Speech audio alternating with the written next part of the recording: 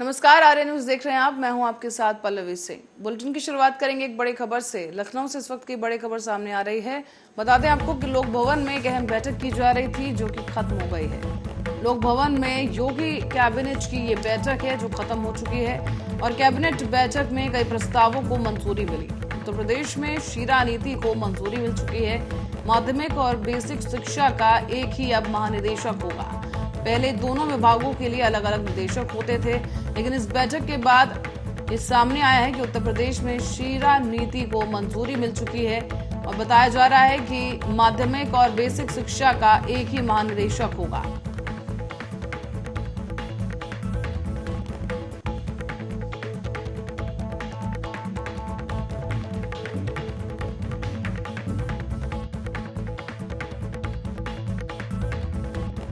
बड़ी खबर आपको बता रहे हैं जो कि महाबैठक को लेकर है, जहां योगी आदित्यनाथ की कैबिनेट बैठक की जा रही थी और इसी बैठक के खत्म होने के बाद सामने आए हैं कि अब शीरा नीति को लागू कर दिया गया है। कैबिनेट बैठक में कई प्रस्तावों को मंजूरी मिल चुकी है।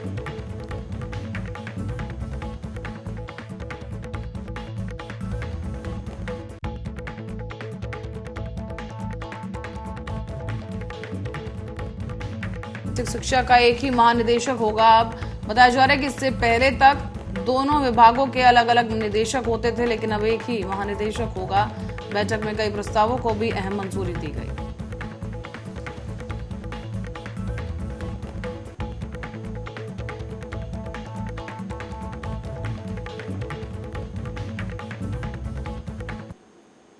और लखीमपुर की गोला गोकर्णनाथ सीट पर आज चुनाव किए जा रहे हैं। मतदान जारी है। ऐसे में आपको बता दें कि बहुजन समाज पार्टी और कांग्रेस के अपने अपने उम्मीदवार नहीं उतारने के बाद अब लखीमपुर खीरी जिले की गोला गोकर्णनाथ विधानसभा सीट के उपचुनाव में सत्तारूढ़ भारतीय जनता पार्टी और समाजवादी पार्टी के बीच सीधी टक्कर नजर आ रही है। उत्तर प्रदेश विधानसभा क्षेत्रों के परिसीमन के बाद साल 2012 में अस्तित्व में आई थी गोला गोकर्णनाथ सीट, जहां 6 सितंबर को बीजेपी विधायक अरविंद गिरी के निधन के कारण ये पद खाली हो गया और इसी क्षेत्र में चुनाव के दौरान गन्ना बकाया, फसल खरीद और बाढ़ जैसे तमाम मसले हैं जिस पर किसानों से संबंधित मुद्दे प्रमुखता के साथ नजर आए। इस उपचुनाव में बसपा और कांग्रेस ने अपने अपने उम्मीदवार नहीं उतारे हैं, लिहाजा अब यहां पर मुख्य मुकाबला दिवंगत विधायक अरविंद गिरी के बेटे बीजेपी प्रत्याशी अमन गिरी और इसी सीट से विधायक रहे सपा प्रत्याशी विनय तिवारी के बीच माना जा रहा है। तस्वीरों में भी आप देख सकते हैं कि लोग यहां पर मतदान करने के लिए पहुंच रहे हैं। भारी संख्या में यहां पर लोग दिखाई दे रहे हैं और किसानों का जो मुद्दा है वो इस वक्त काफी प्रमुख है, जो चुनाव की दिशा बदल सकता है। किसान यहाँ पर एक अहम भूमिका में नजर आएंगे। साथ ही आपको बता दें कि इस सीट पर हो रहे विधानसभा चुनाव को लेकर हाल ही में अखिलेश यादव ने भी बीजेपी पर आरोप लगा दिए थे कि यहाँ पर चुनाव के मद्देनजर यादव पुलिस वालों को अलग कर दिया गया है, उन्हें छुट्टी पर भेज दिया गया है, जबकि ये सीट काफी हॉट सीट अब बन चुकी है अखिलेश यादव के इस आरोप के बाद। लेकिन आपको बता दें कि फिलहाल मतदान जारी है और 6 तारीख को इसके जो घोषणा है की जाएगी परिणामों की, लेकिन फिलहाल के लिए इस वक्त मतदान जारी है।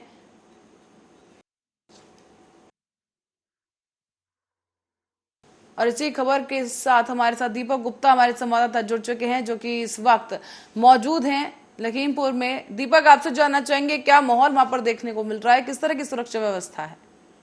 मैम, जो है प्रशासनिक व्यवस्था बड़ी चुस्त जो है नजर आ रही है और मतलब जो है लोग जो है काफी मात्रा में अपने घर से निकल रहे हैं और वोट डालने के लिए जा रहे हैं। लोगों में काफी उत्साह नजर आ रहा है। मैम, तो दीपक, इस बार काफी जो प्रमुख मुद्दे हैं वो किसानों से जुड़े ही हैं, जहाँ बाढ़ की स्थिति ले ली जाए या फिर बकाया भुगतान को लेकर, तो क्या लगता है कि क्या सपा का पल्ला भारी है या फिर बीजेपी का, क्योंकि किसानों के मुद्दे इस वक्त काफी अहम और प्रमुखता के साथ उठाए गए? मैम, लखीमपुर में सपा और भाजपा की लड़ाई नजर आ रही है, जहाँ पे देखा जाए कि इस समय भाजपा का पड़ा भारी हो रहा है। लोगों में एक नया सा उत्साह नजर आ रहा है, जिसमें लोग जो है लखीमपुर खीरी को जो है दिल्ली का कटोरा कहा जाता है, जहाँ पर किसानों के जो मुद्दे हैं उस पे जो है अभी योगी आदित्यनाथ हमारे मतलब मुख्यमंत्री जी, उन्होंने एक नए वादे मतलब करके गए हैं यहाँ पे लखीमपुर में। उन्होंने बताया कि फैक्ट्री चालू होने से पहले उन सबका जो बकाया भुगतान वो सब जो है अभी मिल जाएगा। पर आपसे ये भी समझना चाहेंगे कि वहां पर, क्योंकि आरोप प्रत्यारोप का भी सिलसिला शुरू हो चुका है, अखिलेश यादव की तरफ से सीधे तौर पर बीजेपी पर निशाना साध दिया गया है पुलिस कर्मियों को लेकर, और एक बार फिर से जाति सूचक यहां पर शब्द का प्रयोग करते हुए कहा गया है कि यादव पुलिसकर्मी जो हैं उन्हें छुट्टी पर भेज दिया गया है। इस मामले के तथ्य पर आपसे जानकारी चाहेंगे। मैम, पुलिस की माने तो पुलिस ने मतलब जो है अपनी सफाई देते हुए उन्होंने बताया है कि जो भी आरोप लगाए गए हैं वो पूरी तरीके से निराधार हैं, और जो है जो भी मतलब पुलिस कर्मियों को छुट्टी पर भेजा गया था उन्हें उन्हें जो है मतलब जो है बताया गया है कि अपनी निराधार मतलब आरोप से बताया गया है। जी दीपक, तो आपसे ये जानना चाहेंगे कि अब तक कितना प्रतिशत मतदान वहां पर हो चुका है? मैम, अभी तक देखा जाए तो 30% मतदान हो चुका है। तो क्या लगता है कि शाम होते होते कितना प्रतिशत मतदान हो जाएगा? लोग किस तरीके से उत्साह के साथ आ रहे हैं, और आपसे जानना चाहेंगे कि किस वर्ग के लोग वहां पर ज्यादा दिखाई दे रहे हैं मतदान के लिए? मैम, ब्राह्मण वर्ग के लोग यहाँ पर ज्यादा नजर आ रहे हैं। और बुजुर्ग और नौजवान की अगर बात की जाए तो क्या नौजवान भी बढ़ चढ़कर हिस्सा ले रहे हैं? क्योंकि सीएम योगी आदित्यनाथ ने भी हाल ही में रैली करते हुए कहा था, सभी से अपील की थी कि वोट जरूर करें। जी मैम, नौजवानों का जो है एक जमावड़ा लगा हुआ है, और काफी मतलब जनसंख्या में नौजवान अपने घरों से निकल करके वोट डाल रहे हैं। वोट के लिए काफी जागरूक नजर आए हैं। जी दीपक, तो अभी तक कोई अप्रिय घटना की कोई सूचना मिली है? वोटिंग किस तरीके से की जा रही है? शांतिपूर्ण व्यवस्था को लेकर दावे किए गए थे, उसके बारे में जमीनी हकीकत चाहेंगे आपसे। मैम, अभी तक तो शांतिपूर्ण व्यवस्था पूर्ण सुचारू रूप से जारी है। अभी तक कोई घटना नहीं आई है जो है प्रशासनिक की लापरवाही रही है। अभी तक शांतिपूर्वक चुनाव चल रहा है ना। जी दीपक, बहुत बहुत धन्यवाद इस तमाम जानकारी के लिए। हम चाहेंगे आप बने रहें इस खबर पर और अधिक जानकारी के साथ हमारे साथ जुड़े। लेकिन दर्शकों को बता दें कि यहाँ पर मतदान किए जा रहे हैं, और गोला गोकर्णनाथ सीट जिस पर सपा और बीजेपी एक बार फिर से आमने सामने हैं और टकराव की स्थिति है, लेकिन जल्द ही मतदान पूरे हो जाएंगे और इसकी जो घोषणा होगी परिणामों को लेकर वो 6 तारीख को की जाएगी। आपको बता दें कि फिलहाल इस सीट से विधायक रहे सपा प्रत्याशी विनय तिवारी मैदान में है, और साथ ही साथ बीजेपी ने भी अपना प्रत्याशी उतार दिया। लेकिन इस कड़ी में बसपा और कांग्रेस ने अपने उम्मीदवार नहीं उतारे हैं, तो सीधा मुकाबला बीजेपी और समाजवादी पार्टी के बीच में आ जाता है। और इसी बीच आपको ये भी बता दें, गोला गोकर्णनाथ में जो अहम मुद्दे इस बार हैं चुनाव को देखते हुए, वो किसानी से जुड़े मुद्दे हैं। बाढ़ की वजह से, जो बरसात की वजह से इस बार बाढ़ आई है, वो एक प्रमुख मुद्दा है। साथ ही किसानों का जो बकाया है उसके भुगतान को लेकर किसानों में कहीं ना कहीं आक्रोश है सरकार और प्रशासन के प्रति, तो वो एक अहम मुद्दा बन जाता है यहाँ पर। और यानी कि देखा जाए तो किसान एक अहम भूमिका में इस वक्त यहाँ पर नजर आ रहे हैं।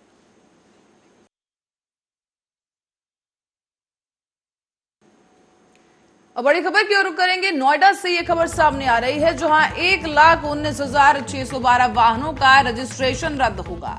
बड़ी खबर इस वक्त की आपको बता दें कि वाहनों के रजिस्ट्रेशन से जुड़ी खबर, जहां 1,19,612 वाहनों का रजिस्ट्रेशन रद्द किया जाएगा। जल्द ही ये रजिस्ट्रेशन रद्द की कार्रवाई शुरू होगी।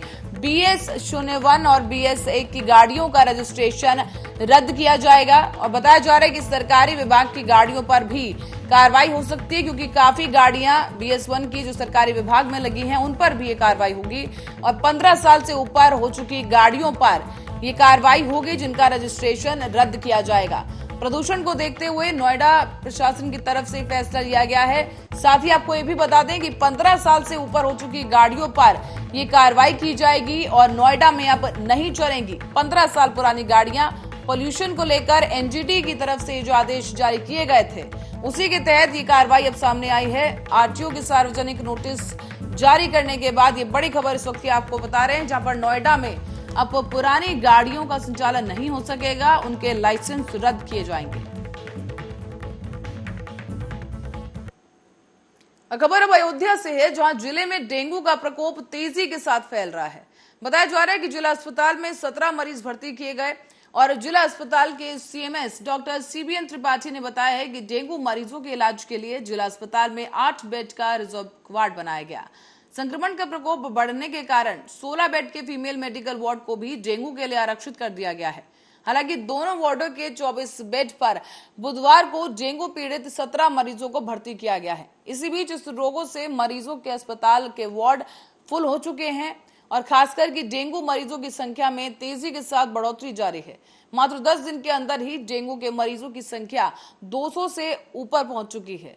जिला अस्पताल के मेडिकल वार्ड के सभी 56 बेड और जनरल वार्ड के सभी 16 बेड पर भी अधिकांश मरीज डेंगू या टाइफाइड या फिर उल्टी और दस्त जैसे समस्याओं से ग्रसित हैं। तमाम पीड़ित इस वक्त अस्पताल में मौजूद हैं और आपको बता रहे हैं कि अयोध्या में लगातार डेंगू का प्रकोप बढ़ रहा है और इसका एक मुख्य कारण तेजी के साथ हुई बारिश को भी माना जा रहा है, क्योंकि इस बार काफी ज्यादा बरसात हुई है। उत्तर प्रदेश के कई इलाकों में भारी बारिश के कारण जल जमाव और बाढ़ की स्थिति रही और यही एक प्रमुख कारण बताया जा रहा है, जिससे डेंगू के मरीजों में भी इजाफा जारी है। अनिल कुमार मिश्रा हमारे संवाददाता हमारे साथ जुड़ चुके हैं। अनिल से जानेंगे कि वहां पर आखिर जिला अस्पतालों का क्या कुछ हाल है और क्या स्वास्थ्य व्यवस्थाएं हैं। अनिल, जिस तरह से बरसात हुई और नदियों का जलस्तर तेजी से बढ़ा, उससे जो तटवर्ती क्षेत्र हैं, जितने भी नदी के तटवर्ती क्षेत्र हैं, उसमें डेंगू का प्रकोप बहुत तेजी से बढ़ने लगा, क्योंकि मच्छरों की संख्या बढ़ती चली गई। तो अनिल, इस बार जो ये मरीज सामने आ रहे हैं उसमें संख्या किसकी ज्यादा, युवाओं की ज्यादा संख्या है या बच्चों की? आखिर किस उम्र वर्ग के लोग वहां पर ज्यादा पहुंच रहे हैं?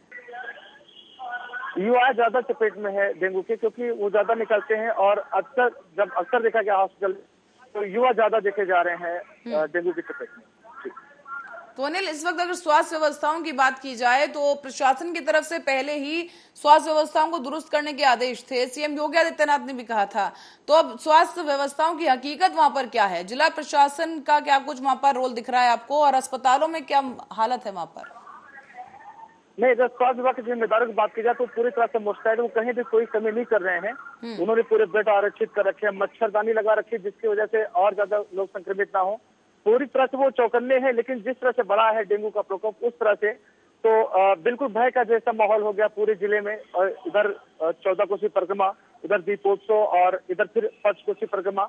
ऐसे में बाहरी लोग भी ज्यादा आ रहे हैं अयोध्या में, तो उसकी वजह से थोड़ी अव्यवस्था है। बाकी लगभग सारी व्यवस्थाएं ठीक देखी जा रही है। तो अनिल, जिस तरह से कहा गया था कि फॉगिंग लगातार वहां पर की जा रही है, जो दावे किए जा रहे थे फॉगिंग से जुड़े हुए, उनकी हकीकत भी यहाँ पर सामने आ रही है, क्योंकि डेंगू के मरीजों की जो बढ़ोतरी है वो जारी है अभी भी। नहीं, अक्सर देखा जा रहा है जो डेंगू वाले पेशेंट हैं वो अक्सर बाहर से आए हुए हैं, स्थानीय बहुत कम देखे जा रहे हैं। अब फॉगिंग की व्यवस्था तो है, फॉगिंग करवा रहे हैं वो, लेकिन जिस तरह से जो तटवर्ती क्षेत्र जो बाहर से आए हैं वो ज्यादा इससे संक्रमित देखे जा रहे हैं। जी, तो अनिल, अब इसके बाद प्रशासन का अगला कदम क्या माना जा रहा है? क्योंकि जैसे कि बढ़ोतरी की जा रही है मरीजों की संख्याओं में, तो उसको लेकर अब प्रशासन का क्या रुख है? अब मेले को देखते हुए जिम्मेदारों ने जो पेशेंट थे यहाँ पे लगभग काफी हद तक वो आराम में है। काफी लोगों को छोड़ दिया गया, तो काफी लोगों को दर्शन नगर मेडिकल कॉलेज में शिफ्ट कर दिया गया है। यहाँ पे मेले को देखते हुए लोग ज्यादा आ रहे हैं, इसलिए यहाँ पे जो भी जगह थी, ज्यादा स्पेस नहीं था, इस नाते उन्हें थोड़ा स्पेस बनाया है कि अगर कोई ऐसी अप्रिय घटना होती है तो उसके लिए यहाँ पर स्पेस रहे। बाकी लगभग पूरा प्रशासन मुस्तैद है, कहीं से भी कोई कोताही बरतने के मूड में नजर नहीं आ रहा है। जी चलिए अनिल, हम चाहेंगे, आपके पीछे कुछ लोग खड़े हैं, हम चाहेंगे आप उनसे बात करें और उनसे जानने की कोशिश करें कि जिस तरह के दावे प्रशासन की तरफ से किए जा रहे थे फॉगिंग को लेकर, तो उसकी क्या कुछ हकीकत रही और अस्पताल में जो व्यवस्थाएं हैं उससे वो कितना ज्यादा सुरक्षित महसूस कर रहे हैं? जी बिल्कुल, मैं बात करना चाहूंगा। क्या नाम है आपका? कहाँ से आए हैं आप? अच्छा, क्या समस्या है आपकी? समस्या है दिखाने, हमारे बाबा हैं, अच्छा पेट में दिक्कत है। अच्छा, अगर व्यवस्थाओं की बात की जाए तो कैसी व्यवस्था है? बहुत बढ़िया। यहाँ पे जो भी लोग हैं उनका कहना है कि व्यवस्थाएं जो भी हैं समुचित हैं, व्यवस्थाओं में कोई कमी नहीं है, लेकिन जिम्मेदार पूरी तरह से सजा के हमारे साथ में और भी मैं उससे बात करना चाहूंगा। क्या नाम होगा आपका? क्या नाम है आपका? कहाँ से आए हैं?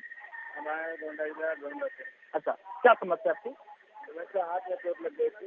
अच्छा, व्यवस्थाएं कैसी लग रही है हॉस्पिटल में? अच्छा लग रहा है।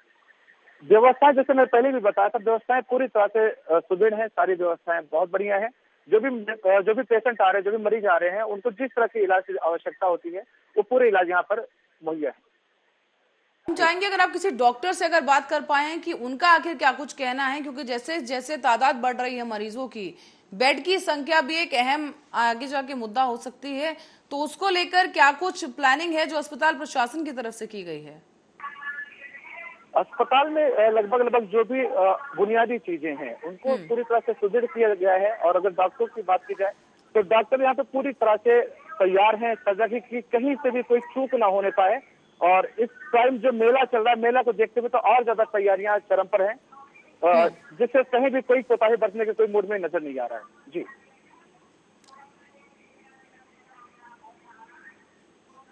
जी अनिल, तो फिर किस तरीके से यहाँ पर, क्योंकि मेला जैसे कि आपने कहा कि उसमें भी ज्यादा तादाद में लोगों के आने की संभावना है, तो ऐसे में कंट्रोल कर पाना एक बहुत बड़ी चुनौती रहेगी स्वास्थ्य विभाग के लिए भी और पुलिस प्रशासन के लिए भी।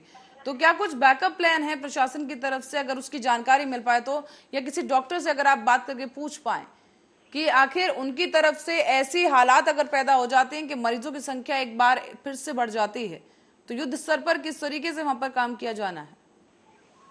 जी बिल्कुल, हमारे साथ डॉक्टर साहब, मैं उनसे जानना चाहूंगा कि क्या व्यवस्था, जिस तरह से डेंगू का प्रकोप बढ़ रहा है, ऐसे में बाहरी लोग भी आ रहे हैं अयोध्या में, क्या तैयारियां हैं? हमारे यहाँ डेंगू का एक वार्ड हमें आरक्षित कर रखा है, उसके लिए मच्छरदानी की व्यवस्था कर रखी है। उसकी स्टाफ जो है वहाँ सिर्फ डेंगू के मरीज भर्ती होंगे। उसके लिए डॉक्टर रमन अंसारी और डॉक्टर मिश्रा जी दोनों लोग देखरेख में टीम बनाई गई है जो डेंगू का विशेष रूप से विशेष ध्यान रखती है।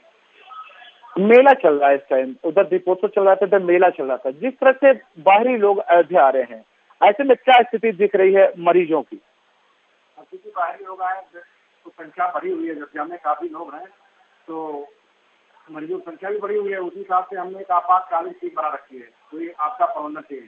अगर कोई ऐसी घटना घटती है अयोध्या में तो हमारे लिए उसमें 8 डॉक्टर और करीब 16 पैरामेडिकल स्टाफ उसके लिए सतर्क किए गए हैं। उनको तत्काल हाथ से बुलाया जाएगा। 24 घंटा उनको जो है मोबाइल आम रखने लिखा गया। जिस तरह से डेंगू का प्रकोप बढ़ रहा है पूरे जिले में, ऐसे में क्या तैयारियां हैं स्वास्थ्य विभाग की, इसके ऊपर थोड़ा प्रकाश डालें। तो हमारे श्रीराम हॉस्पिटल डेंगू के लिए हमने प्राइवेट रूम भी आरक्षित कर रखा है, एक वार्ड का बेड आरक्षित कर रखा है। उसमें सिर्फ डेंगू के ही मरीज भर्ती किए जाएंगे। डेंगू जो मरीज आएंगे उनके लिए हमने मच्छरदानी की पूरी व्यवस्था कर रखी है और अलग से उनको मरीजों के लिए वहाँ सिर्फ डेंगू के ही मरीज रहेंगे। अच्छा, डॉक्टर साहब का कहना है कि पूरी तरह से व्यवस्थाएं चाक-चौबंद है। मैं एक चीज और जानना चाहूंगा डॉक्टर साहब कि अगर कोई आपात स्थिति आती, जैसे कि इस टाइम मेला चल रहा है, तमाम लोग बाहर से आए हैं, लाखों लाख लोग आए हैं अयोध्या में, ऐसे में स्वास्थ्य विभाग की जिम्मेदारियां भी बढ़ जाती हैं। क्या तैयारियां हैं उसको देखते हुए? अब क्योंकि हम लोग को मेला देखते हुए बहुत दिन हो गया है और हम लोग जानते हैं क्या क्या दिक्कतें हो सकती है मेला में। जो बाहर से दर्शनार्थी आ रहे हैं इनको कौन कौन सी समस्या हो सकती है, उसके लिहाज से हमने हमारे सीएम साहब ने पूरे हॉस्पिटल को हाई अलर्ट में रखा हुआ है। और कमिश्नर साहब भी 3-4 राउंड आए मीटिंग लिए, इस विषय में उन्होंने अपना बताया कि ये चीज व्यवस्था होनी चाहिए, किसी तरह कोई दिक्कत नहीं होनी चाहिए। जो अस्पताल से किसी भी संसाधन है उसके हिसाब से जो भी मरीज आएंगे हम लोग भरपूर कोशिश करेंगे जो भी मरीज आएगा ठीक होके जाएगा। क्या सुनना होगा आपको? YP सिंह। अच्छा, किस पोस्ट पे हैं? हम प्रसाद अधिकारी। यहाँ के जिम्मेदारों का कहना है कि वो हर एक चुनौती से लड़ने के लिए पूरी तरह से तैयार हैं। कहीं भी कोई चूक होने की कोई भी संभावना दूर दूर तक नजर नहीं आ रही है। जी, जायजा लें और दर्शकों को दिखाएं कि अस्पताल में जो व्यवस्थाओं का दावा किया जा रहा है, जैसे कि अभी बताया भी गया, तो क्या वो धरातल पर भी व्यवस्थाएं वैसी ही हैं या उसमें अभी भी कोई खामी है? नहीं, जो ऑन कैमरा और ऑफ कैमरा जो भी देखा गया उसमें यही पाया गया है कि व्यवस्था तैयार है। कई एम्बुलेंस बिल्कुल रेडी कंडीशन में तैयार है कि अगर कोई ऐसी स्थिति आती है तो उससे निपटने के लिए यहाँ का प्रशासन पूरी तरह से तैयार है। जी अनिल, लेकिन इसी दौरान एक सवाल ये भी यहाँ पर उठ रहा है कि आखिर फॉगिंग को लेकर या फिर जैसे कि गड्ढा मुक्त सड़कों को लेकर भी सीएम योगी की तरफ से आदेश दिया गया, लेकिन तमाम जो ये योजनाएं और जो आदेश हैं उन पर ये अधिकारी ही पलीता लगा रहे हैं। तो ऐसे में आपसे जानना चाहेंगे, जो फॉगिंग जो मुख्य यहाँ पर एक तरीका है जिससे बचा जा सके डेंगू से, तो क्या फॉगिंग की व्यवस्था वहां पर पर्याप्त मात्रा में की गई है? नहीं, फॉगिंग की व्यवस्था है, फॉगिंग हो भी रही है। बस क्या है, मेला को देखते हुए लोगों की अर्निंग ज्यादा है। अयोध्या में लाखों लाख लोग बाहरी आ रहे हैं, देश के साथ विदेशों से भी पर्यटक श्रद्धालु रामनगरी अयोध्या आ रहे हैं। ऐसे में थोड़ी बहुत अव्यवस्था तो होना स्वाभाविक सी बात है, क्योंकि फॉगिंग यहाँ की जा सकती है, अदर कहीं तो नहीं की जा सकती। लेकिन जो बाहर से आ रहे हैं वही संक्रमित नजर आ रहे हैं, बाकी यहाँ पे लगभग कंट्रोल कर लिया जा चुका है। जी अनिल, आपके पीछे भी कुछ लोग हैं, हम चाहेंगे आप उनसे पूछें कि क्या उनके इलाके में पर्याप्त मात्रा में फॉगिंग की गई है या फिर स्वास्थ्य विभाग के लोग वहां पर निरीक्षण करने पहुंचे हैं उनके इलाके में? अच्छा, क्या नाम है आपका? नरेंद्र कुमार। कहाँ रहते हैं आप? मोहल्ला कटरा। अच्छा, ये बताइए, आप अयोध्या में रहने वाले हैं, आपके यहाँ फॉगिंग होती है? क्या मतलब? मच्छरों के जो धुआं किया जाता है, करते हैं आपके यहाँ? इन लोगों का भी कहना है कि हाँ, पूरी फॉगिंग की व्यवस्था यहाँ पर है, वो लोग फॉगिंग कर भी रहे हैं, जिससे इस पर पूरी तरह से अंकुश लगाया जा सके। जी,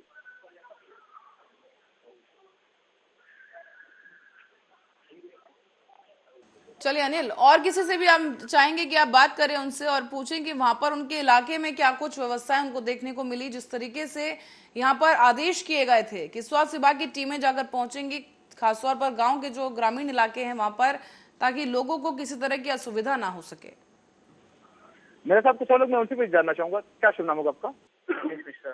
कहाँ रहते हैं मिश्रा जी?